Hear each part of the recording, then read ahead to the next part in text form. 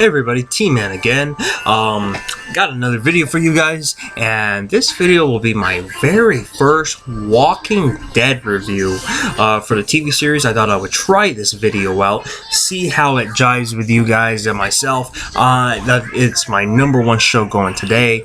As you guys know, I am the expert in professional wrestling, and I've been doing videos on all different kinds of things.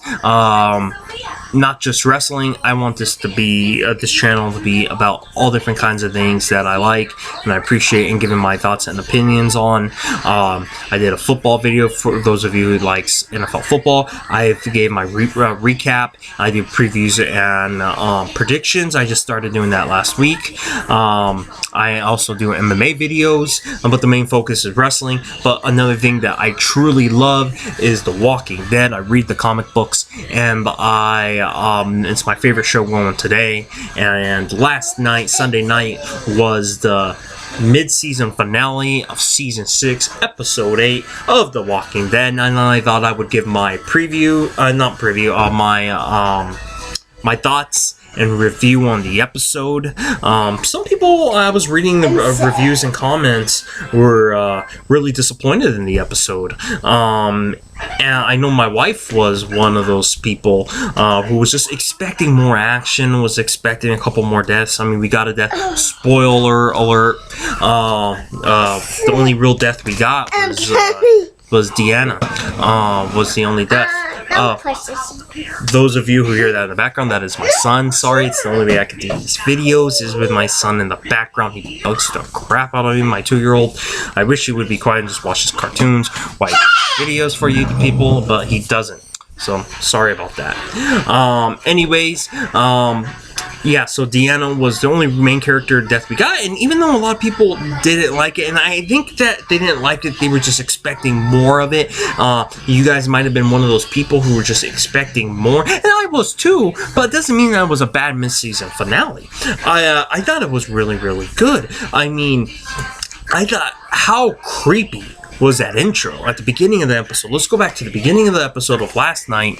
Season 6 mid-season finale was Sam. First of all, whenever you get a little boy and that song Tiptoe by the Tulips, you're in for a scary scene. First of all, that's a scary song. I mean, they used it in Insidious and a lot of different horror movies in the past, and it's just scary. That's a scary song. I mean, whenever I hear that, man, I get the goosebumps, man.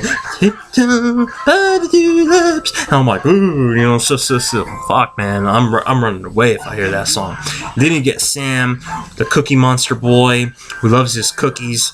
A guy who made Carol's kind of been his little arch nemesis and been attached to Carol. Carol treats him like dump. Very, very funny stuff with Carol and Sam last season and stuff. And Sam, man, he's a character who I feel bad for, who is just a little boy. Just like all the Alexandrians been so sheltered, Sam has probably been the most sheltered. Living with Jesse, just so sheltered. And now all of a sudden, it's all coming through. The walkers are in Alexandria. The big herd of walkers we've been seeing all throughout season 6 are finally here. Go watch your cartoons. Come on, go watch your cartoons. Come on, go watch your cartoons. Sorry for my son in the background, guys. But, yeah, things are going ahead. So you see him coloring at the beginning of the episode.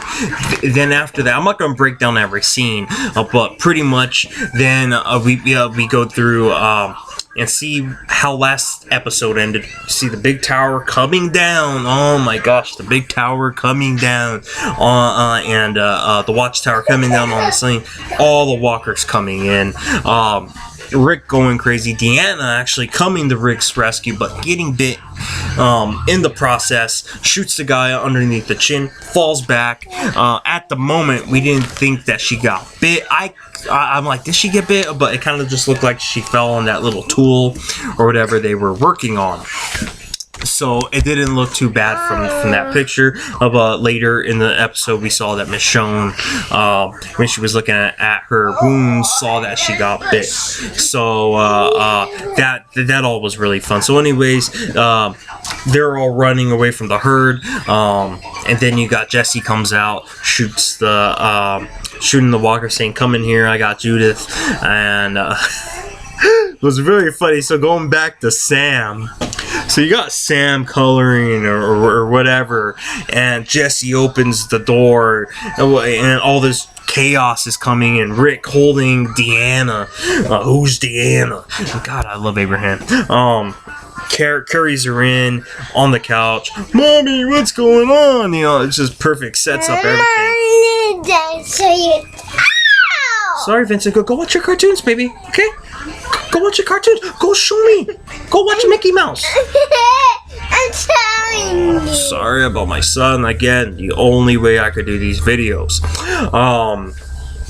I just have my son with me at all times, so sorry about that, guys. So very, very good episode. We'll skip around. Saw a bunch of interesting scenes in the episode. And then how about the Morgan Carroll? Oh, the Morgan Carroll. That was awesome. Morgan, of course, has the wolf, has the doctor down below to help the wolf out. Carroll, man, Carroll and Morgan, to me, that has been building since the first time they met. Morgan knew that Carol was something more when Carol was doing the whole little homemaker act.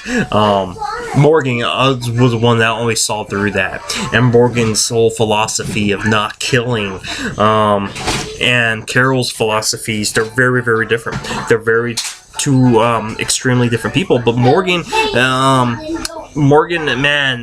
I know I love the character. He's very likable, good actor too, and Lenny James.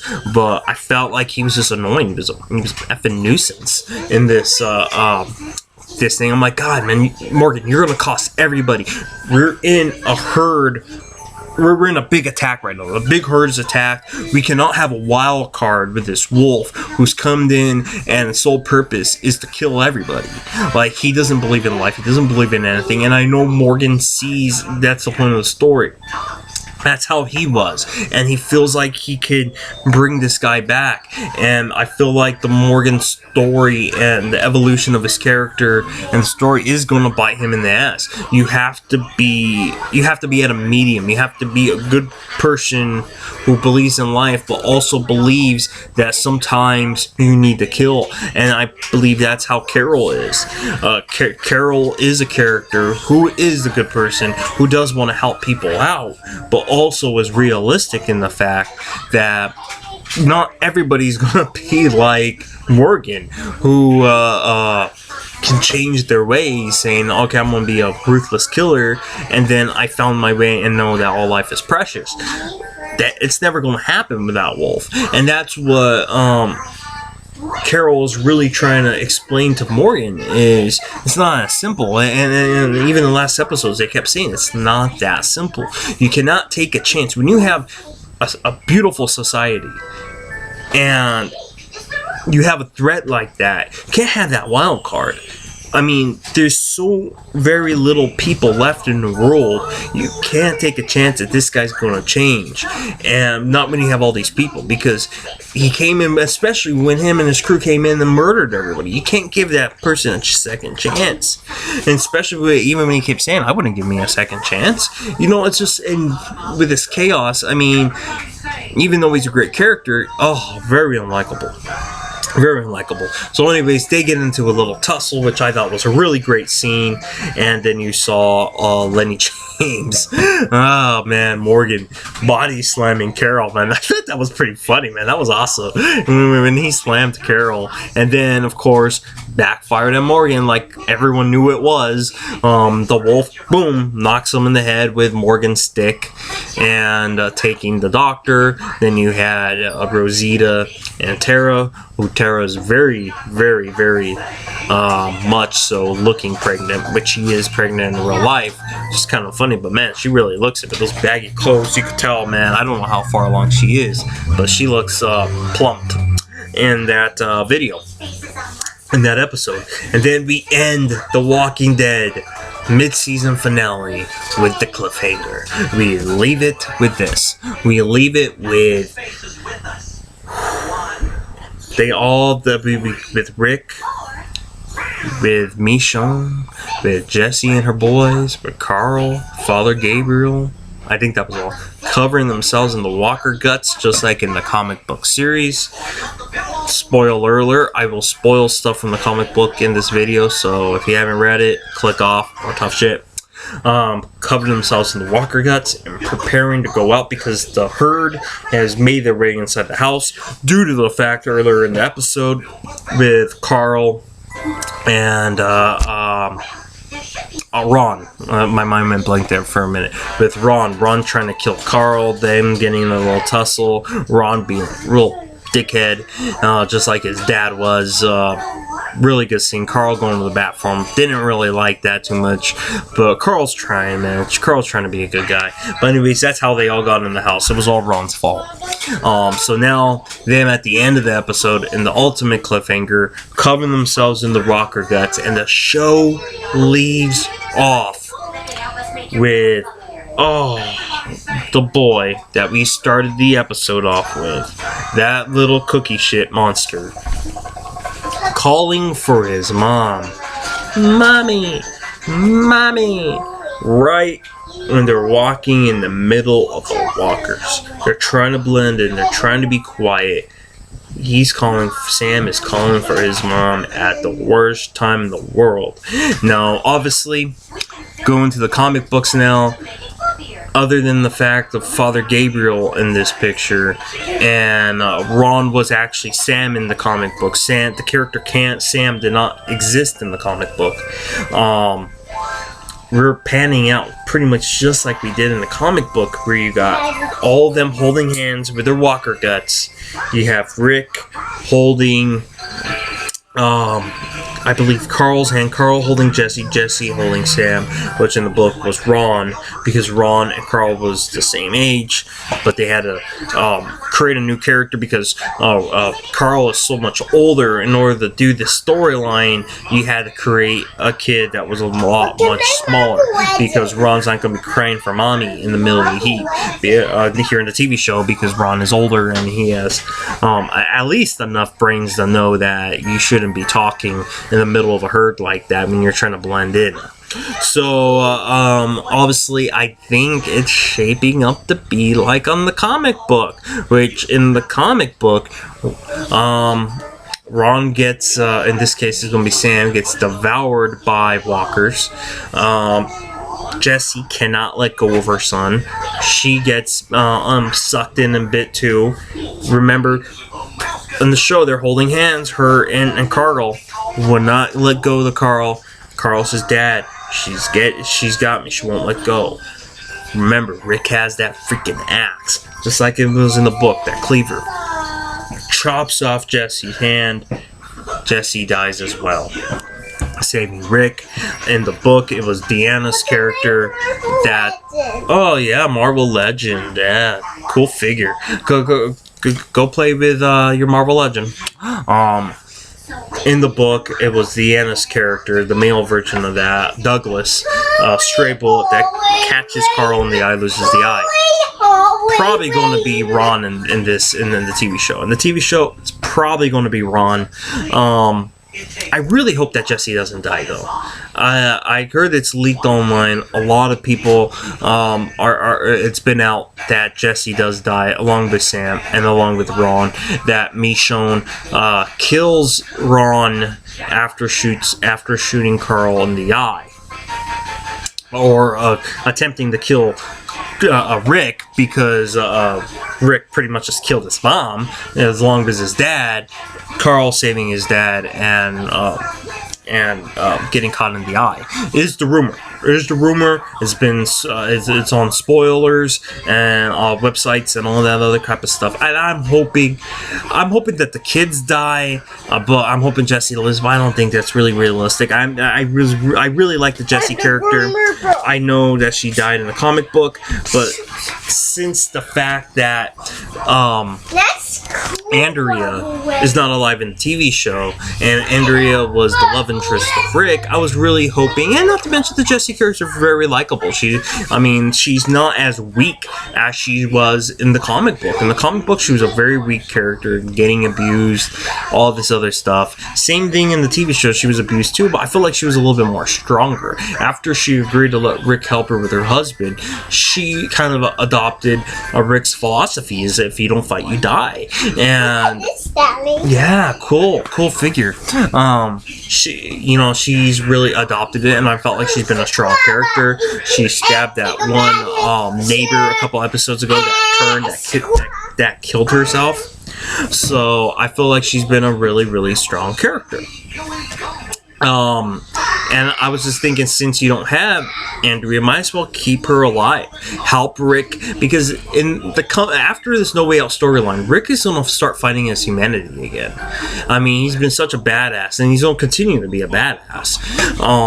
And in the book, he started getting not softer, but starting to get a little bit more humane. And I believe Andrea was a big help of that. And I think right now they developed it enough where they could keep Jessie. Maybe kill her son. But I have a feeling she's going to go too. Really hope that doesn't happen. And the last thing I want to touch about is Negan. They had a 2-minute prologue in the middle of Into the Badlands, and they showed it again on Talking Dead, where you touch bases with Abraham, with Daryl and Sasha. They're riding in their little truck or whatever. A group of motorcycle guys came in, and this guy pretty much says, "All your shit belongs to Negan." Awesome. Already talking and building up Negan. Yes, son. Very good. Let me finish making this video. Very cool figure, son. Oh. Anyways, I'm not gonna touch too much. If you guys like my Walking Dead video and want to see more, I will go into detail more about Negan. Why I think that it's too soon. I mean, too soon to be showing the saviors right now. Really too soon. I know he's gonna be in the season finale. I agree with that. What I really thought was, I thought we were gonna.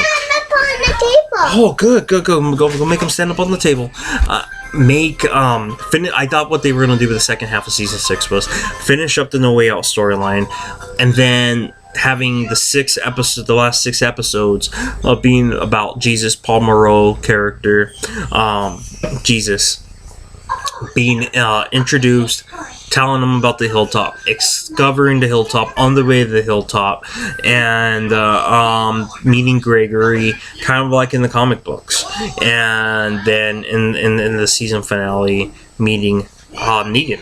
Well, it turns out that we're meeting the saviors and knowing about Negan before we even meet the hilltop. And I don't even know if we're gonna. I know Jesus has been casted. The Paul Moreau character has been casted, and I don't know if we're gonna see the hilltop in season 6. We have to, in my opinion. I mean, at some point we gotta see the hilltop, but obviously, okay, son, I'm trying to do a video, okay? Okay, good boy. Anyways, that concludes this video. If you like this Walking Dead video, want to see me do more of these Walking Dead type videos, and do more videos on the off season where we're not going to see anything until February, let me know. Let me know what you guys think of my first Walking Dead video. If you want to see wrestling videos, I do it. Like I said, football, whatever. Any other ideas, let me know. Be happy to do them and pump them out. Like, subscribe to this channel, and please leave your comments, whatever, and I'll answer them, no matter what topic it's about. So until the next video, have a good one, guys.